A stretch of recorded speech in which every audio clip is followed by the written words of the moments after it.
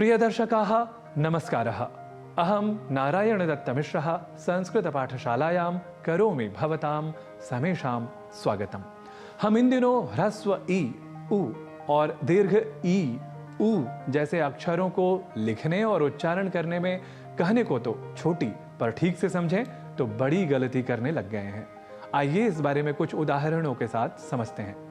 श्रीमद् भगवद गीता के प्रथम अध्याय के प्रथम श्लोक के अर्धांश पर यदि हम नजर डालते हैं, दृष्टि डालते हैं, धर्म क्षेत्रे कुरुक्षेत्रे समवेता युयुत्सवः, यहाँ दो शब्दों पर हम ध्यान देते हैं।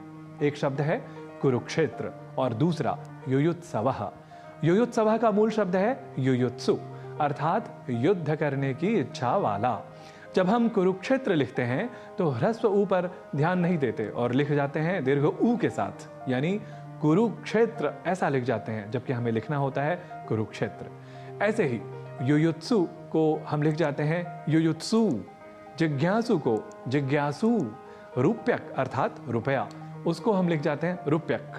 कई बार ऐसा भी हम उल्टा कर जाते हैं, कई बार ह्रस्व ऊ का प्रयोग कर जाते हैं जहां दीर्घ पहले से होना चाहिए। वस्तुतः ह्रस्व और दीर्घ ऊ में कोई अंतर नहीं है, ऐसा ही सोचकर हम ऐसा प्रयोग कर लेते हैं।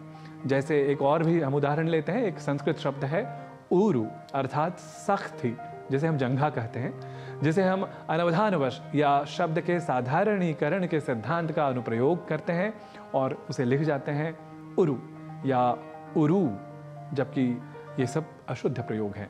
तो यहाँ भी हमें शुद्धता की तरफ विशेष ध्यान रखना है। इसी तरह इसके ठीक उलट हम दीर्घ ऊ की जगह ह्रस्व ऊ का भी प्रयोग कर जाते हैं। जैसा कि मैंने अभी बताया, रूप्यक एक शब्द है, वहाँ पर हम ह्रस्व ऊ कर जाते हैं, रूप्यक ऐसा कर जाते हैं। एक और शब्द है जागरूक, और इसी के साथ जागरूकता, जो हिंदी में भी हम या अन्य प्रादेशिक भाषाओं में भी हम इसका प्रयोग करते हैं, जो कि एक मूलतः संस्कृत शब्द है। वहाँ हम क्या करते हैं, जागरूक, जागरूकता, वहाँ दीर्घ उकार का प्रयोग हम नहीं करते, वहाँ ह्रस्व उकार का प्रयोग कर जाते हैं।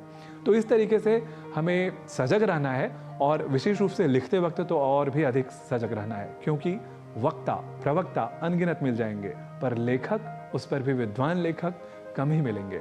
कुल मिलाकर कहने का तात्पर्य यह कि हम जितना चाहें बोल लें, पर जब लिखने की बारी आए तो अधिक गंभीर रहें और वर्तनीगत अशुद्धि न करें।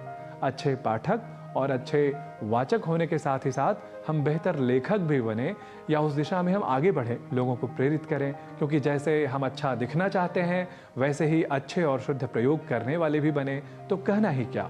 और यही तो है हमारी संस्कृत पाठशाला का लक्ष्य, जहां इन दिनों हमारा ध्यान है शब्दों की शुद्धता पर, क्योंकि जब हमारे पास शब्द संपत्ति होगी तभी हम सरलता से और शुद्धता के साथ संस्कृत तेजी से सीख सकेंगे। तावत् शुभमस्तु।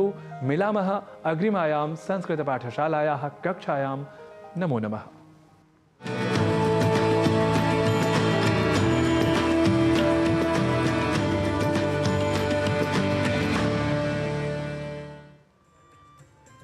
तो कार्यक्रम में आज हमने